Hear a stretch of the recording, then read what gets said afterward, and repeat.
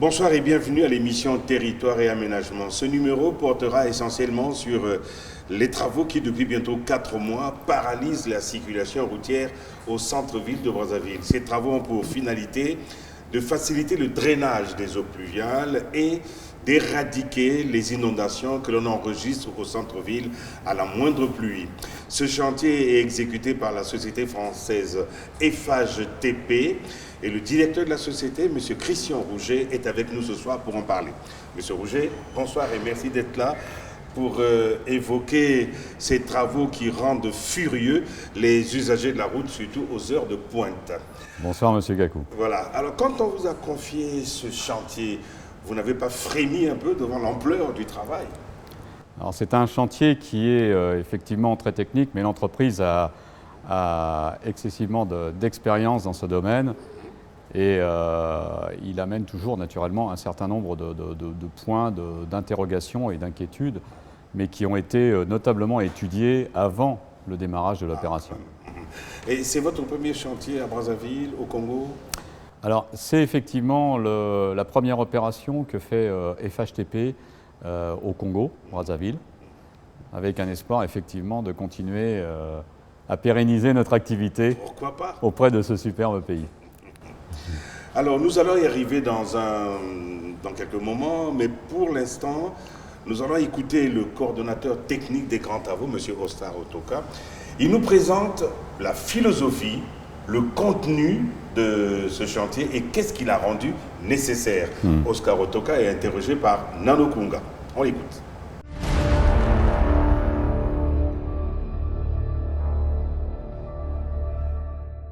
Effectivement, il se effectue au centre-ville de Brazzaville quelques travaux liés au drainage pluvial. Ce sont des travaux d'assainissement financés par l'Agence française de développement dans le cadre du contrat de désendettement et développement appelé C2D. Donc c'est un chantier confié à l'entreprise Eiffage pour un coût initial d'un peu plus de 6 milliards de francs CFA, je dis bien initial, qui consiste donc à canaliser les eaux de Madoukou et de l'Anfoua principalement. Et il y a aussi le collecteur qui passe entre l'hôpital militaire, enfin le ravin du Tchad. Voilà. De par ses propres efforts, c'est-à-dire en moyens librement affectables, le gouvernement avait aménagé Madoukou et l'Anfoua en amont. Pour Madoukou, par exemple, à partir de l'avenue de France, c'est-à-dire la pointe hollandaise, bon nombre de citoyens ne savent pas par où passe ce collecteur. Donc ces collecteurs en aval étaient devenus petits, étroits, donc il fallait les réaménager, les reconstruire. C'est l'objet de ces travaux. C'est vrai, ça dérange un peu la circulation au niveau de Brazzaville, mais souffrant un peu, avant la fin de l'année, les choses vont rentrer dans l'ordre. Et ça peut prendre encore combien de temps? En ce qui concerne le boulevard Denis Sassou Nguesso, je dis qu'avant la fin de l'année, les choses vont rentrer dans l'ordre. Et nous allons donc nous basculer au niveau de l'avenue Amical Cabral pour faire cette jonction-là, pour libérer les eaux de la rivière Foix. Une fois terminé, quel sera l'impact de ce projet à l'égard des populations de Brazzaville? À la fin de ces travaux, les quelques débordements, les quelques inondations constatées en amont de ces rivières ne seront plus observées puisque les écoulements seront libres. Voilà, donc il s'agit là des collecteurs où en amont ça va, le débit est correct, les dimensions hydrauliques sont correctes, et en aval ça devenait étroit, donc il fallait procéder à ces travaux d'aménagement et d'assainissement. Ouf de soulagement pour les populations de la ville de Brazzaville. Les travaux de réhabilitation et d'extension du réseau de drainage des eaux pluviales à partir des collecteurs naturels vers le fleuve Congo, à l'origine des bouchons observés ces derniers temps dans les principales artères du centre-ville, touchent à leur terme.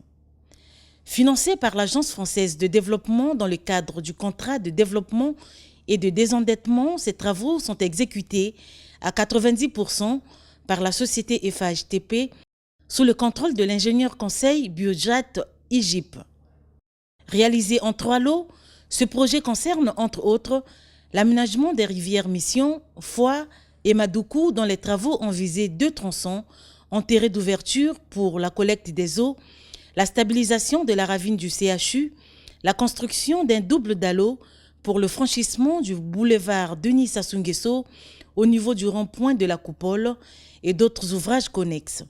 La première partie du premier lot complètement terminée, les travaux du deuxième lot qui s'effectuent au cœur même du centre-ville sont très avancés et le pont réaménagé sur le boulevard Denis Sassou Nguesso fera bientôt l'objet de sa réouverture à la circulation.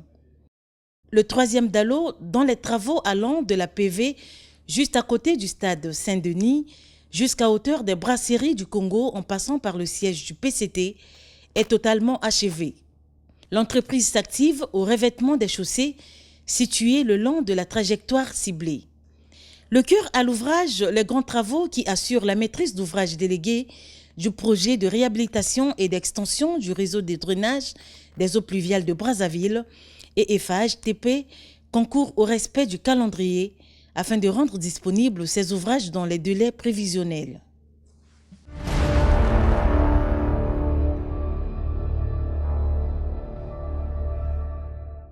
Alors, M. Rouget, nous venons là d'entendre M. Oscar Otoka, qui est le coordonnateur technique Grands Travaux. Ce chantier a commencé quand et vous en êtes où aujourd'hui? Alors nous avons été adjudicataires du chantier à fin octobre 2014 et l'opération a démarré effectivement le 6 octobre 2015. La durée estimative de cette opération est normalement d'un peu plus d'1 an. Et l'avancement de cette opération aujourd'hui est de l'ordre de à peu près 90%. Alors, présentez-nous le projet. Je crois savoir que vous l'exécutez en 3 lots. C'est ça. Alors, je vous ai apporté un flyer qui vous permet justement d'avoir l'information sur les 3 lots dont nous avons été adjudicataires. Le premier lot s'appelle l'aménagement de la rivière Mission. En fait, c'est quoi la rivière Mission? C'est où? Alors, la rivière Mission se situe à... Les Brazzavillois n'arrivent pas toujours à se situer... La rivière Mission se situe juste à côté du CHU, du centre hospitalier universitaire. Et c'est un cours d'eau qui, de par son comportement aujourd'hui, avait tendance à menacer la stabilité de la chaussée. Donc il a fallu... À quel niveau? Surtout juste à côté du centre hospitalier. Donc il avait tendance à remonter vers cette chaussée et à créer un risque non négligeable d'effondrement de cette chaussée.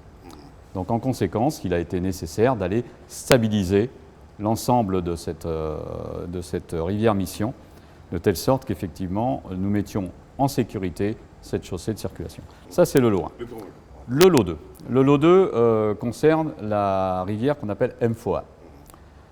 L'objet de notre marché est depuis le fleuve Congo jusqu'à peu près le rond-point de la Coupole, d'aller doubler un ouvrage existant pour permettre de récupérer l'ensemble des flux qui arrivent au travers de la rivière Mfoa. C'est ce fameux chantier d'ailleurs que vous considérez comme étant très gênant au niveau de la circulation. Absolument, absolument. Voilà. Le lot 3 est un lot qui lui, traite la rivière Madoukou. Nous allons prolonger un ouvrage existant et nous allons remonter jusqu'à un canal qui se situe donc au-delà du site du CFCO. Le CFCO, c'est le dépôt où vous avez effectivement les trains qui arrivent. D'accord ? On va passer par... M. Rouget, pour le commun des Brazzavillois, souvent Madoukou, Mfoa, c'est du période même. Voilà. Il faut savoir leur situer avec des lieux dits, etc. Exactement. Donc la première partie sera le long de l'avenue Léon Jacob. La seconde partie remontera dans la rue de la Pointe des Hollandais jusqu'au rond-point du Puy-Jamessa. Tout à fait. Traversera le site du CFCO et continuera jusqu'au canal existant. Voilà. Alors cette partie-là est exécutée. D'accord ? On parlait d'avancement à 90%. Cette partie-là est exécutée, la chaussée est restaurée. D'ailleurs, vous pourrez le voir. Il reste à remettre l'enrobé. Il reste à remettre effectivement l'enrobé qui, lui, va être fait une fois que la partie de la Pointe des Hollandais va être aussi réalisée. Donc, dans un délai très court. L'enrobé, ce n'est pas de votre ressort, ça? Si, l'enrobé fait partie de notre opération globale. C'est une opération globale sur le site. Et en ce qui concerne donc le lot qui vous intéresse plus particulièrement, à savoir le lot 2, qui est donc un lot qui est difficile effectivement pour les gens de Brazzaville, puisque nous traversons 3 artères qui sont la première, le boulevard Amilcar, qui va bien falloir couper à un moment. Hélas, exactement. La seconde qui est donc l'avenue qui traverse le City Center, mais le City Center, les travaux sont réalisés, donc la remise en circulation va se faire de façon assez rapide. Et la troisième qui concerne le boulevard Denis Sassou Nguesso, où la remise en service d'une des voies va être réalisée au courant de la semaine prochaine. Le boulevard Sassou Nguesso. Voilà.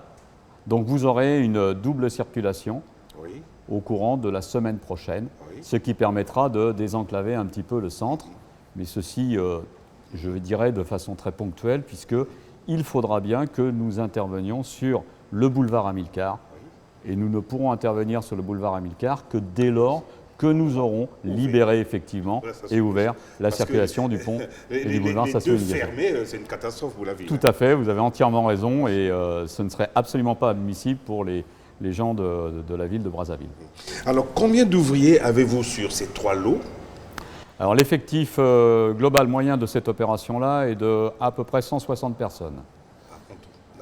Et dans les 160 personnes, il est important de dire que l'entreprise a misé sur l'embauche et la formation de Congolais, et de façon prioritaire. D'accord. Ce qui fait que, si vous voulez, on va aussi avoir une école de formation et de technicité au cours de cette opération.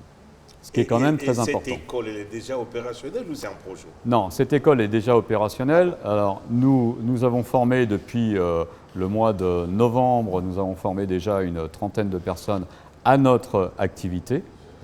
Nous avons formé aussi des opérateurs sur nos matériels, de telle sorte que ces gens-là soient efficaces et aussi un bagage pour continuer dans leur vie active. Et ces 160 Congolais, comment vous les avez recrutés?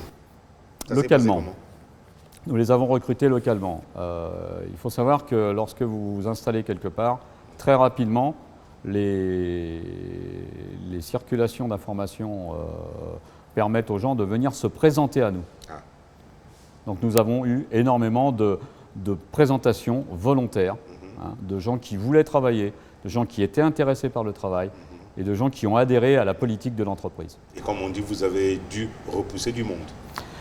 La nécessité était d'avoir que 160 personnes. Par contre, ceci dit, comme je vous expliquais tout à l'heure, l'objectif de l'entreprise est de pérenniser son activité au Congo et justement de pouvoir créer un développement et de pouvoir aider aussi au développement des jeunes dans la ville de Brazzaville. Alors, quelles sont les difficultés que vous avez rencontrées sur le terrain? Alors, les principales difficultés rencontrées sur le terrain ont été d'abord la saison des pluies. Pourquoi? Parce que l'opération a démarré, comme je vous l'ai dit tout à l'heure, début octobre, donc nous avons démarré en pleine saison des pluies. Donc le fait de démarrer en saison des pluies a été un handicap assez sérieux. Il a fallu mettre au point des techniques qui étaient adaptées à ce contexte de pluie violente qui arrive de façon très ponctuelle. Donc ça a été le premier point. Le second point a été un problème aussi de circulation. Problème de circulation qui imposait d'être très rigoureux sur la fermeture des routes, éviter que les gens ne traversent les chantiers, parce que traverser un chantier est un risque non négligeable. C'est dangereux. Voilà. Après, vous avez eu effectivement la géologie. La géologie, le site de Brazzaville et le bassin géologique de Brazzaville est très hétérogène. Vous avez des terrains qui sont excessivement durs, des bancs qui sont excessivement durs, et vous avez des zones qui sont excessivement tourmentées, avec des circulations de nappes, c'est-à-dire de l'eau en souterrain, qui a tendance à déstabiliser la fondation des ouvrages que nous construisons. Donc il a fallu aussi, effectivement, aménager et adapter les techniques de travail à ces contextes. Est-ce qu'il vous est arrivé par moment de travailler de nuit? Alors, pour respecter l'engagement que nous avons pris vis-à-vis de notre client qui est des GGT, j'ai pris la décision d'organiser l'ensemble de l'opération sur 24 heures. C'est-à-dire que vous avez des équipes qui travaillent systématiquement de nuit depuis le début de l'opération. Alors, en ce moment, c'est le boulevard Sassou Nguesso qui est fermé au niveau du commissariat de la Coupole. Tout à fait. Ainsi que le prolongement de la rue de Reims jusqu'au rond-point City Center. Que faites-vous exactement à ces deux endroits? Qu'est-ce qui s'y passe?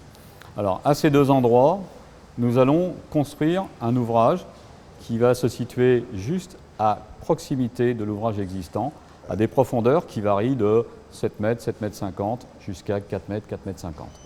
Ce sont des ouvrages qu'on appelle des ouvrages cadres. Pourquoi cadres? Parce que la section de l'ouvrage est rectangulaire.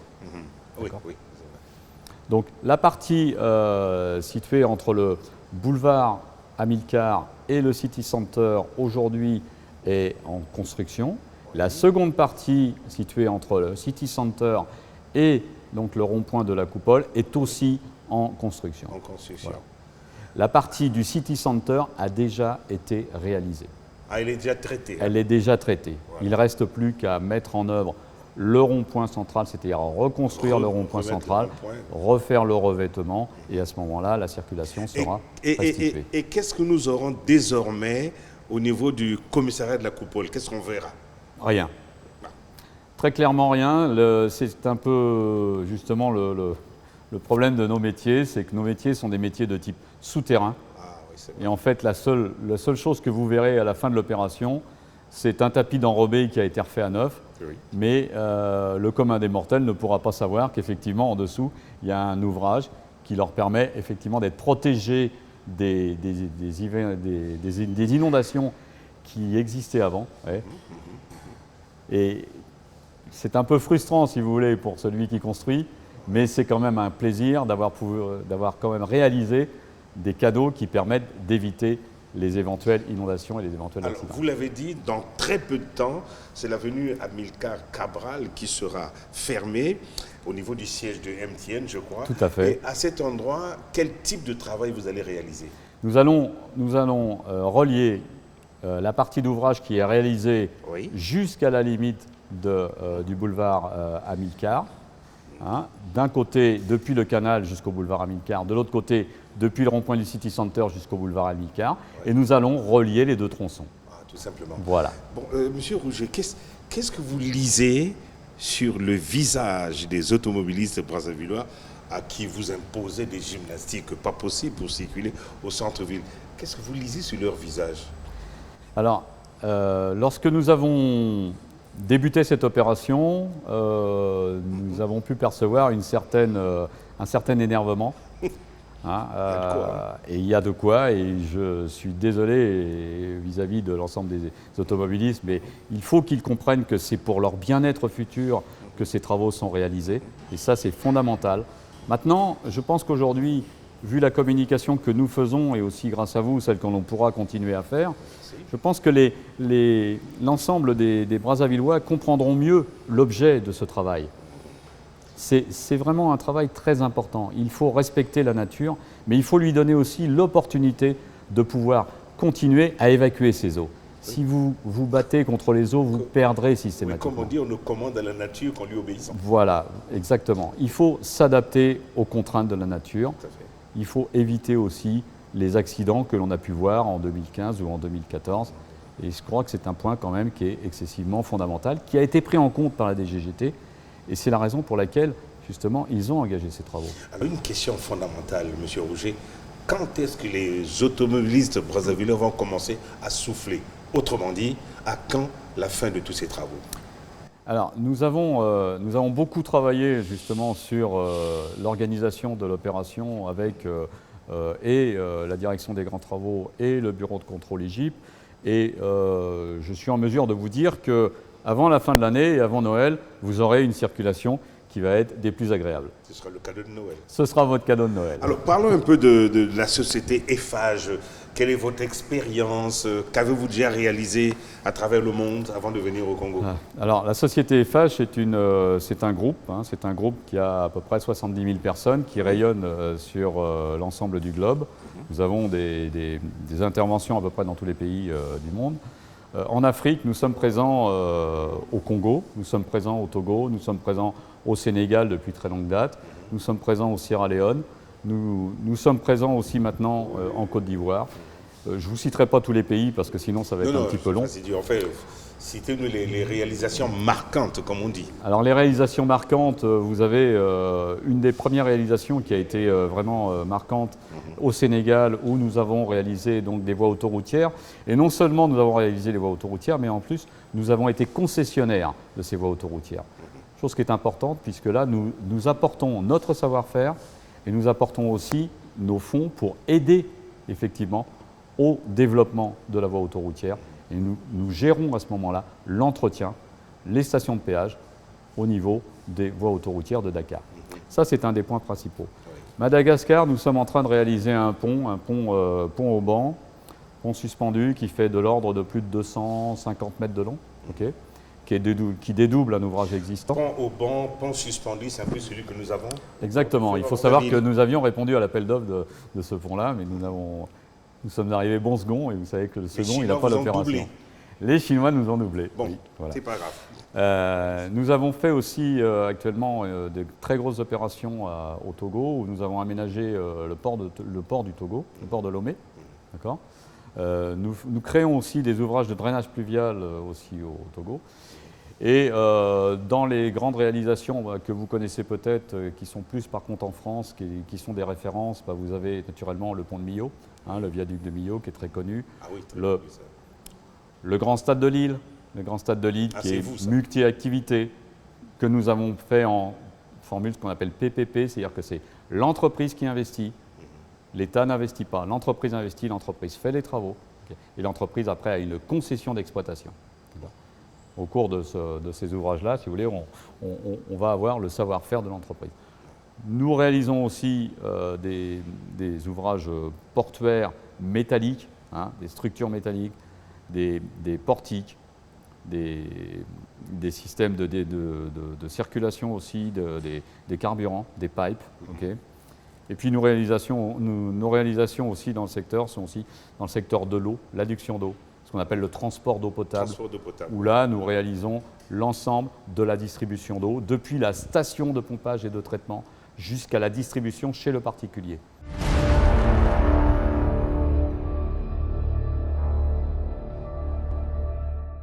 Question.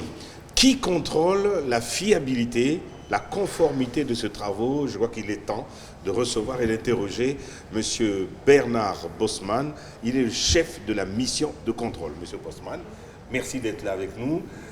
Comment appréciez-vous ces travaux qui sont exécutés par la société FHTP? Donc, comme M. Roger expliquait avant, ce sont des travaux d'une complexité technique assez importante, qui se passent donc en souterrain, où on rencontre des réseaux de concessionnaires divers, tels la SNE, la SNDE, la fibre optique, etc. Dans l'ensemble, des travaux se déroulent sans problème, à l'exception de ces difficultés techniques. Mais les règles de l'art sont respectées. Les spécifications... Vous êtes un peu, comme on dit, le gendarme de ce chantier. N'y a-t-il pas de copinage entre vous et les exécutants au point de fermer les yeux sur certains manquements? Non. Non, jamais. Notre professionnalisme nous l'interdit. Est-ce que la pluie est un gros handicap pour vous? Oui. Parce que la saison sèche touche à sa fin, là. Non, principalement pour l'entreprise. Mais bon, les travaux ont commencé donc un mois d'octobre, vont se terminer au mois de décembre prochain. C'est-à-dire que sur la durée d'exécution des travaux, il y aura eu 2 saisons des pluies. Une saison sèche malheureusement trop courte. Elle a été très courte cette année. Elle a été assez courte. Heureusement, il y a eu ces saisons sèches pour permettre un avancement des travaux, je dirais à peu près équivalent à ce qu'on a connu pendant les saisons des pluies. Et quel est le coût de ces travaux? C'est financé par qui? Donc le financement est assuré par l'Agence française de développement, l'AFD. Le coût des travaux sera de 8 milliards 850 millions de francs CFA. Financé par l'AFD? Financé par l'AFD.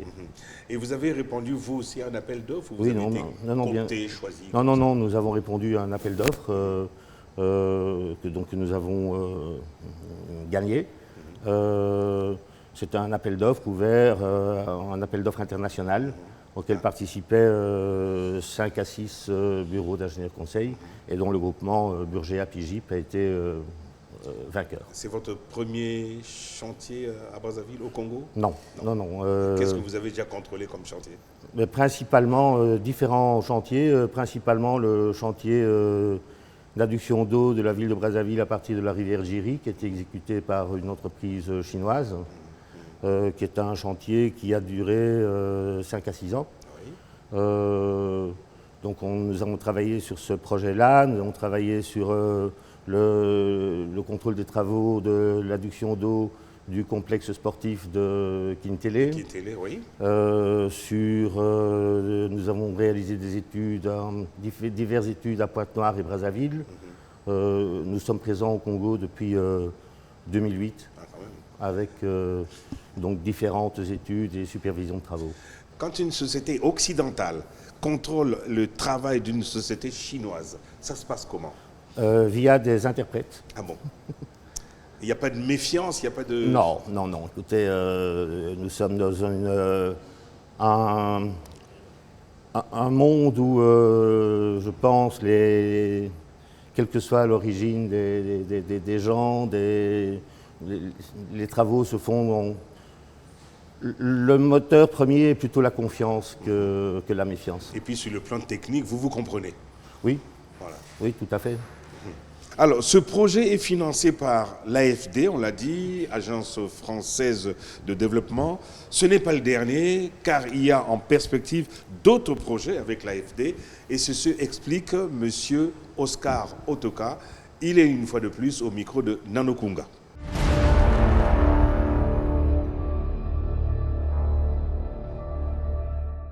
Brazzaville a l'avantage, c'est que dans sa majeure partie, Brazzaville est traversée par des cours d'eau qui sont des écoulements naturels. Outre ces principaux collecteurs que je venais de citer, l'Anfoua, Madoukou et le ravin du Tchad, dans la partie sud, il y a un collecteur qui est en train d'aménager dans le cadre du projet de la Corniche, financé toujours par nos partenaires de l'Agence française de développement. C'est le collecteur qui part du marché de Zanga-Diabangombe vers le fleuve Congo. C'est un gros collecteur qui va soulager tout ce quartier de Makelekele qui ne devrait en principe plus souffrir d'inondations. Les partenaires de l'AFD ne se sont pas arrêtés là. Sous leur financement, c'est-à-dire en financement AFD, une vaste étude a été lancée au niveau de Brazzaville. L'étude permettait à assainir les collecteurs de Kelekele, de la Tchémé et de la Filou. Vous voyez?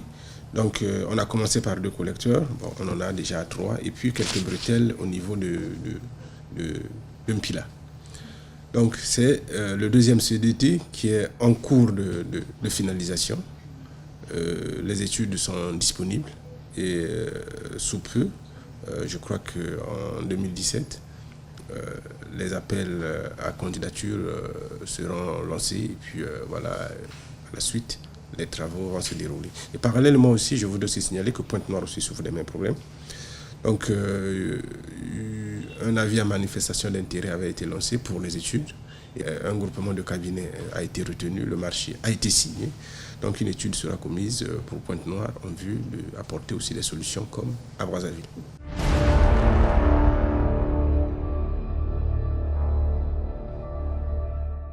Alors, Monsieur Roger, pour terminer, que pouvez-vous dire aux automobilistes brazzavillois qui attendent alors avec une impatience extraordinaire la fin de ces travaux? J'aurais 2 choses à dire. D'abord que la société Eiffage s'en excuse, mais je pense que c'est pour leur intérêt et c'est un point qui est très important. Il faut savoir que pour cette opération, nous avons mis au point une technique très novatrice qui permet justement d'éviter d'avoir des tranchées ouvertes très longtemps et qui évite justement de générer des gênes supplémentaires. Nous faisons le maximum. Nous avons organisé nos travaux de jour et de nuit pour justement diminuer au maximum la gêne pour les gens qui circulent dans cet environnement. soyez assurés que nous faisons le maximum, mais par contre, aidez-nous aussi à respecter les plans de circulation. Les autorités, y compris donc la police, vous ont créé aussi des plans de circulation et ont participé avec nous justement à l'élaboration de ces circulations-là.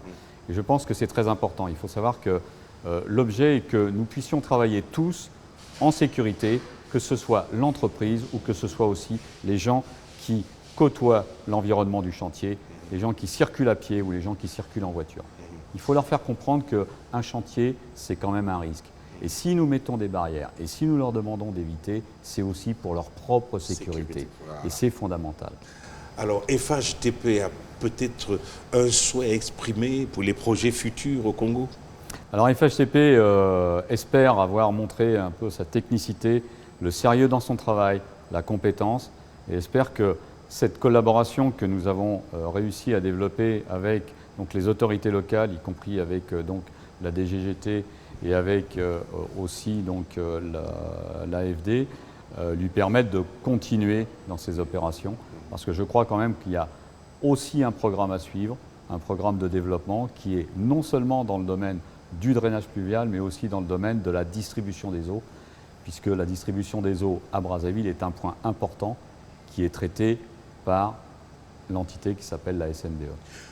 Voilà, vous savez tout ou presque sur ce chantier drainage des eaux pluviales. Le volet diplomatique de notre émission porte sur les audiences accordées par le ministre Jean-Jacques Bouya à des délégations étrangères la semaine dernière, notamment l'ambassadeur de France au Congo, puis une délégation d'industriels italiens. Reportage Nano Kunga.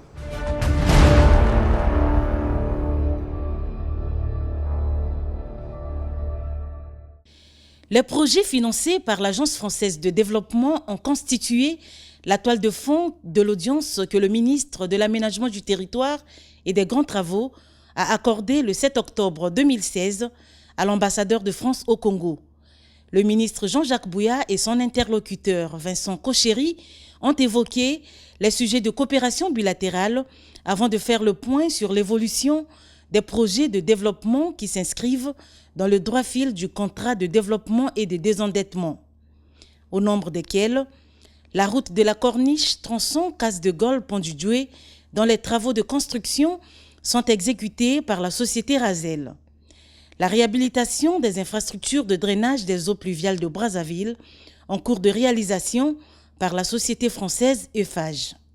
Les deux personnalités ont aussi discuté des enjeux et contours du projet de construction d'une ligne de tramway à Brazzaville par la société française Alstom.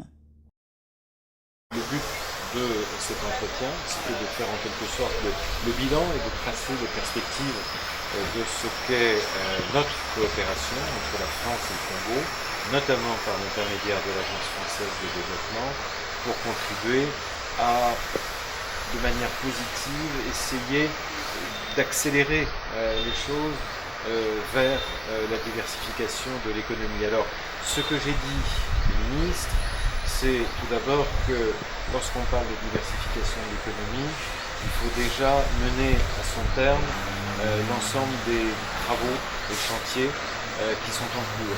Le deuxième élément, s'agissant de la diversification, c'est de pouvoir tabler, de pouvoir compter sur les compétences, sur l'expertise des entreprises françaises comme gisement de savoir-faire pour l'économie congolaise de demain. Les sujets liés à la réalisation d'un certain nombre de projets ont été également sur la table des échanges que le ministre Jean-Jacques Bouya a entrepris le 18 octobre 2016 avec une délégation italienne de la SACE conduite par l'ambassadeur d'Italie au Congo, Andrea Mazella.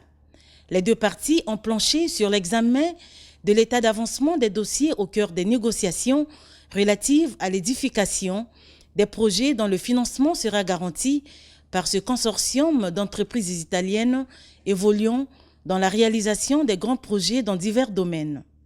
Il s'agit notamment de la construction de 5000 logements à Kintélé, l'éradication des points singuliers du chemin de fer Congo-Océan, la construction de 2 nouveaux quais au port autonome de Pointe-Noire et du développement du secteur de la pêche au Congo. La SACE a souhaité qu'un nouveau mécanisme soit mis en place afin de permettre à l'État congolais de négocier et de signer directement des accords de financement avec les banques italiennes, et ce, projet par projet. Et s'est engagé par ailleurs à couvrir les risques d'insolvabilité en cas de défaut de paiement. Aujourd'hui, nous sommes pour essayer de finaliser ce qui est pour le Congo et pour l'Italie des projets très importants. Le développement du port de Pointe-Noire, le développement des chemins de fer congolais et le développement et la création de la nouvelle ville de Kinkeni. C'est un projet qui est en commun avec leur pays, donc l'Italie, qui a été fait sur la base d'un accord avec le gouvernement congolais. Il nostro ministro e primo ministro Renzi è venuto in questo paese. Leur ministre et premier ministre Matteo Renzi est venu dans ce pays et à la suite de cette rencontre, nous continuons à travailler. Stiamo continuando a lavorare. La démarche a été encouragée par le ministre Jean-Jacques Bouya, qui a exhorté les deux parties à diligenter le processus afin que les négociations aboutissent à de meilleurs résultats.